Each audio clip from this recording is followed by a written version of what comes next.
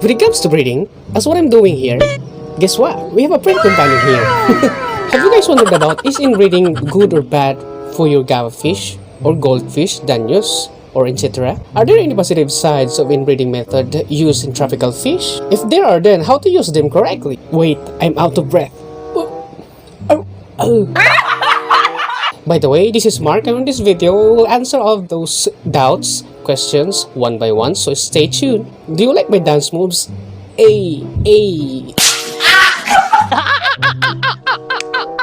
Ice in my veins, I've been driving this train. Years in this lane, there's no stopping this flame. Cause I came to the game and I changed it to play how I like. And also guys, we already created our second channel in our YouTube, namely Habit TV Plus. I created this channel for us to have backup from our main channel because I'm afraid my account recently almost got hacked. And I'm gradually uploading our past videos on our second channel. And we will also be uploading other stuff like videos on answering your questions and other pets topic videos. So please guys, hoping your support. And as what you did on our main channel, just visit it by clicking the link below description.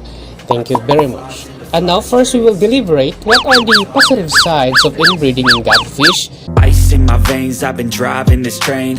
Years in this lane, there's no stopping this flame. Cause I came to the game and I... So we have here the inbreed of bluegrass guppy, which has a cherry or red color, and if you're keeping bluegrass for a long time, I'm sure you already encountered this type. So by making a new strain, we will introduce here new blood to them by crossing other inbreed lines with the same color to make their line strong.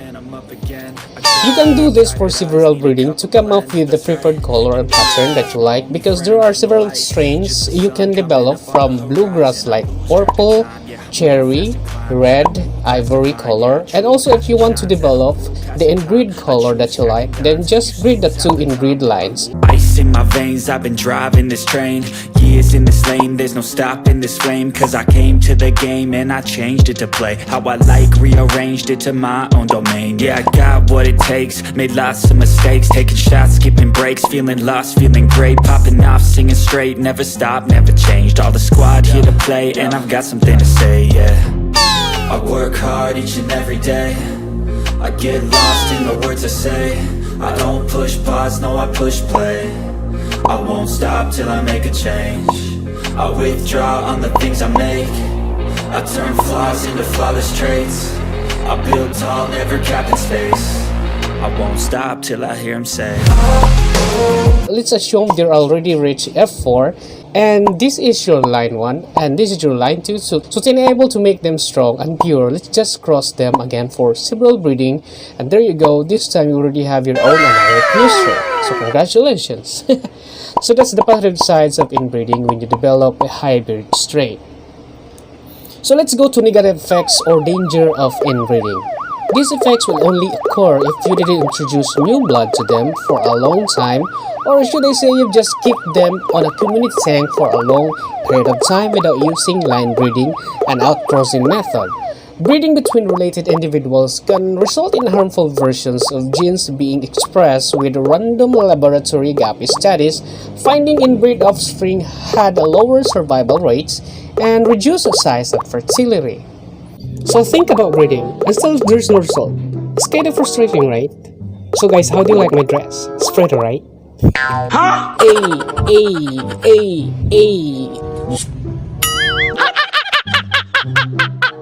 Small and isolated populations are particularly vulnerable to environmental and demographic stochasticity, which can result in the loss of genetic variation due to random genetic drift.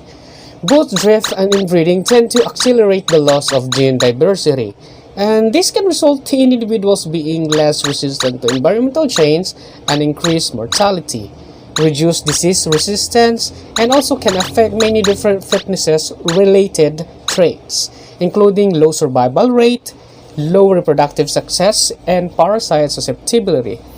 Inbreed individuals tend to have higher pathogens or have higher susceptibility or weakness compared to outbreed counterparts, or higher pathogens or weakness towards bacteria and viruses compared to outbreed counterparts.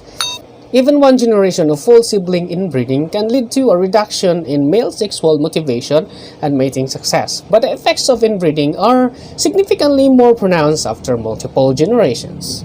For a moment, please subscribe before I show you the funny fish that jump into the aquarium. Oh shit! Oh shit! The fish! Oh shit! Fish, man! Come on, baby! Alright, calm down, man! Calm down, man! Calm down, man! Get you back in here, man! Calm down, man! Calm down, calm down, calm down!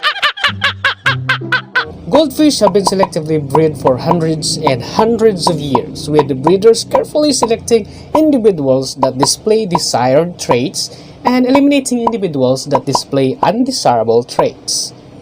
Over the years, a fish can be enhanced down to show fish that you see today.